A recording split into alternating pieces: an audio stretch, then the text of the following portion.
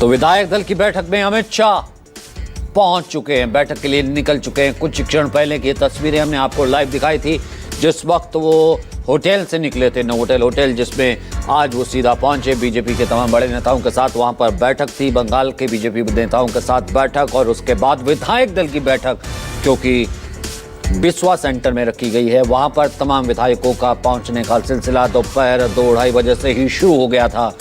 एक एक करके तमाम विधायक पहुंचे और इस वक्त इंतजार था गृह मंत्री अमित शाह का, जो कि बंगाल के मुख्य पर्यवेक्षक भी हैं, और यहां पर विधायक दल की बैठक किसी भी क्षण शुरू हो जाएगी। 4-4:15 के करीब का वक्त रखा गया था, लेकिन जिस तरीके का मैंडेट है, जितने विधायक हैं और जिस तरीके का उत्साह है, इसमें थोड़ा सा देर होना लाजमी ही लग रहा था, क्योंकि एक एक करके तमाम वो नेता, तमाम वो विधायक जो पहली बार के विधायक हैं या फिर दोबारा भी चुने हैं, कम से कम इस ऐतिहासिक क्षण में अपने शक्ति परीक्षण के लिए तो कोई ना कोई कमी नहीं रखना चाहते थे। तो हर कोई दलबल के साथ, गाजे बाजे के साथ इस जगह पर पहुंचता हुआ, इस पहली विधायक दल की बैठक में पहुंचता हुआ, और हर एक के नाम, हर एक के मुख पर एक ही नाम था कि जो आला कमान कहेगा उस नेता पर मंजूरी वो लगाएंगे, उस नेता का नाम मंजूर होगा। लेकिन इस बीच सभी जानते हैं वो नाम जो कि सुर्खियों में छाया रहा, वो नाम जो कि कम से कम बीजेपी की कैंपेन का लीडिंग हिस्सा रहा, वो है शुवेंदु अधिकारी। और शुवेंदु अधिकारी के नाम पर लगभग यह तय माना जा रहा है कि मोहर लग सकती है, लेकिन कुछ क्षण का और इंतजार, बंगाल के अगले सीएम का होगा नाम। इस वक्त हमारे साथ मनोज मौजूद हैं। मनोज पांडे लगातार इस बैठक पर नजर बनाए हुए हैं। ऋषिकेश भी लगातार उस ग्राउंड रिपोर्ट, उन विधायकों के मन की बात, दिल की बात भी आप तक पहुंचा रहे हैं। बैठक शुरू हो चुकी है, हम अंदर की तस्वीरें लेते हैं। मनोज के पास आपको सीधा लिए चलते हैं। मनोज, हमने ये इस वक्त काफिला देखा गृह मंत्री के, मुख्य पर्यवेक्षक के उस बैठक में पहुंचने का, आपके पास इस वक्त और क्या लेटेस्ट खबर?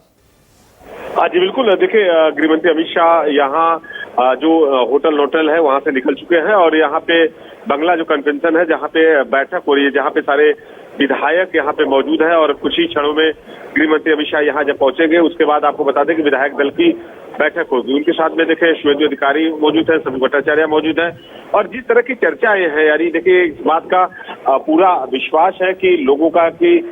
इस बार जो बंगाल में जिस तरह से जनमत आया है, बंगाल में बीजेपी की जीत हुई है, और सबसे ऊपर जो नाम आ रहा है यदि मुख्यमंत्री का, तो शुवेंदु अधिकारी का नाम आ रहा है। शुवेंदु अधिकारी का इसलिए नाम आ रहा है क्योंकि वो लगातार यहाँ पे बंगाल में किस तरह से फाइट करते हैं। 2021 के बाद से मुख्यमंत्री ममता बनर्जी को हमेशा उन्होंने टारगेट पे लिया है, हिंदू सनातनियों को एकजुट किया है, और सबसे बड़ी बात है कि वो 2 जगह से चुनाव को जीते हैं। एक नंदीग्राम से उन्होंने चुनाव जीता, दूसरी भवानीपुर से, यानी 2 बार मुख्यमंत्री ममता बनर्जी को उन्होंने हराया है। इसलिए शुवेंदु अधिकारी का नाम सबसे ऊपर है, और वही मुख्यमंत्री के तौर पे दौर पे सबसे आगे है। दूसरा देखिए यहाँ मंत्रिमंडल का किस तरह से विकास किया गया है, डेवलपमेंट हो, इन मंत्री जो जहाँ पे काम कर सकते हैं, जो एक्टिव है, पुराने चेहरों पे ज्यादातर के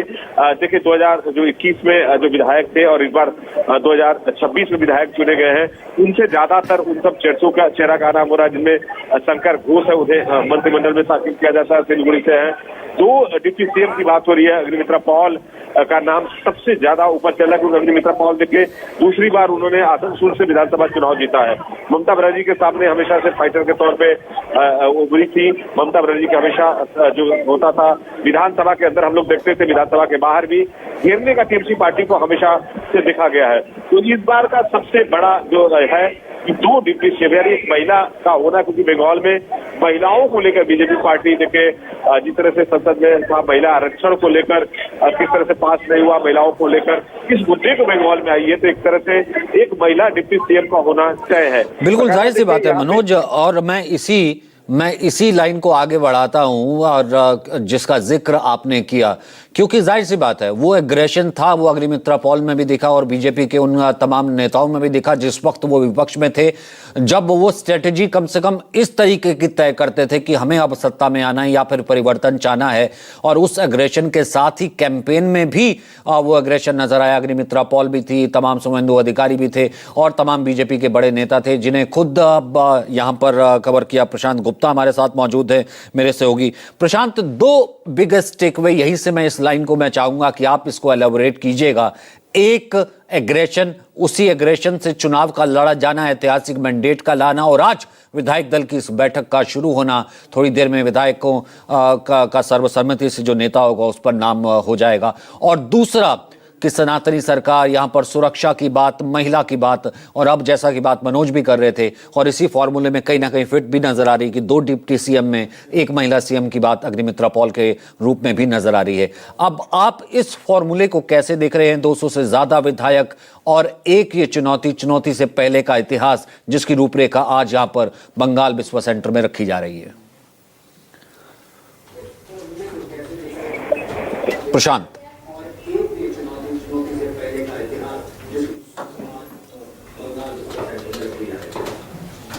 आप तक आवाज आ रही है प्रशांत? हाँ बताइए जी।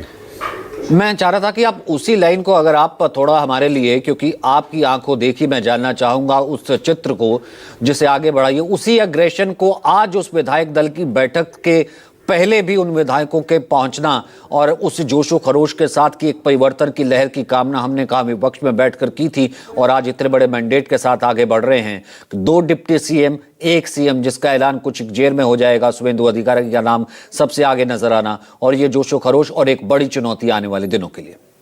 बिल्कुल, देखिए पश्चिम बंगाल बीजेपी के लिए काफी अहम था। आजादी के बाद से आज तक पश्चिम बंगाल में बीजेपी की सरकार नहीं रही, और जहां बीजेपी के जो संस्थापक थे श्यामा प्रसाद मुखर्जी, वो पहली बार दक्षिण कोलकाता के साथ से जीते थे, और बीजेपी में वहां जनसंघ के तौर पे जीते थे, जनसंघ के नेता के तौर पर, और वहां से पहली बार बीजेपी एक तरीके से जीत कर आई थी। और उस जगह पर जनसंघ के बाद से आज तक वहां पे कभी भी बीजेपी अपना परचम नहीं लहरा पाई। ये इतनी बड़ी जीत है और बीजेपी के लिए ये काफी अहम है अगले 5 साल तक पश्चिम बंगाल की जनता का विश्वास जीतना। और ऐसे में कौन होगा उनका मुखिया, ये सबसे बड़ी चुनौती होगी, क्योंकि एक ऐसा मुखिया जो वादे किए गए हैं, जो डर का माहौल था या बताया गया कि जो डर का माहौल है पश्चिम बंगाल के भीतर, या फिर जिस तरीके की असुरक्षा की भावना महिलाओं के भीतर, या जो वादे किए गए इंडस्ट्रियलाइजेशन के, रोजगार के, उस विकास को कौन गति दे सकता है, और कौन वो चेहरा होगा जिसके दम पर बीजेपी पश्चिम बंगाल में अगले कई सालों तक अपना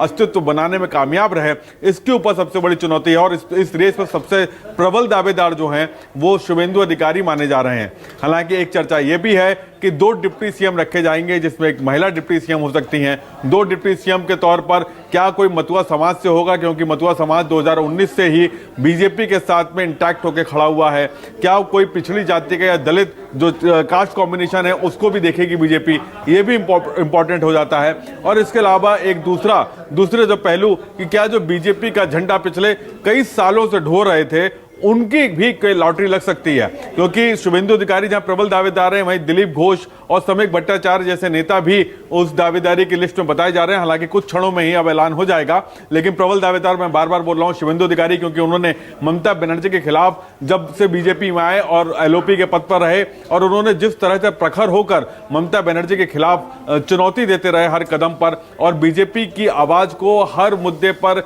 या फिर यूं कहें कि सड़क पर भी वो उतरकर उस लड़ाई को लड़ते रहे, वो दिखी लड़ाई बीजेपी की। हालांकि ये अगर 2021 के बाद सब बात, उससे पहले की बात करें, चाहे कांग्रेस विपक्ष की भूमिका में रहा हो या लेफ्ट की भूमिका में रहा हो, विपक्ष उस तरीके से सड़कों पर दिखाई नहीं पड़ा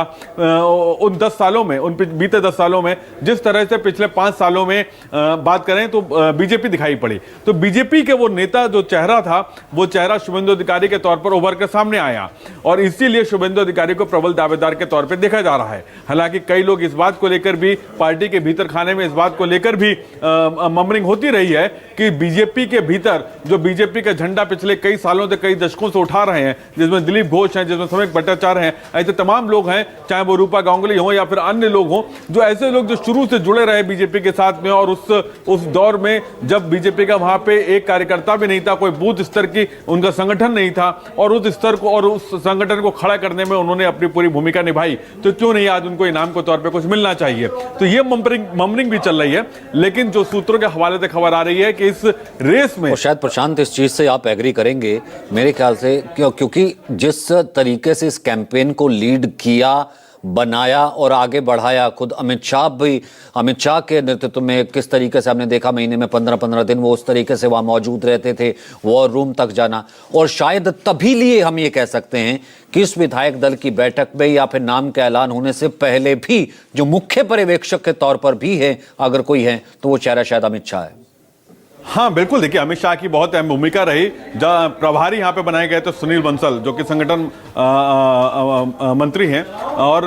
संगठन महामंत्री हैं, और वो जब यहाँ पर पहुंचे तो उन्होंने एक अलग रूपरेखा के तौर पर काम करना शुरू किया। पिछले 1 साल से वो लगातार पश्चिम बंगाल के प्रभारी थे और उनको मॉनिटरिंग या फिर उनके हर काम को जो देख रहे थे वो सीधे तौर पर अमित शाह मौजूद थे। और अमित शाह ने आखिर के समय में जिस तरह से पश्चिम बंगाल के अंदर डेरा डाला और पिछले 3 महीनों से एक एक चीज को बारीकी से अपनी नजर में देखा, नजरों के सामने से गुजारा, वो बहुत इंपॉर्टेंट है। और आखिर के 15 दिन तो हम सब ने देखा कि कैसे वो वॉर रूम में बैठ जाते थे। अच्छा, इस बीच जो बड़ी खबर आ रही है जिस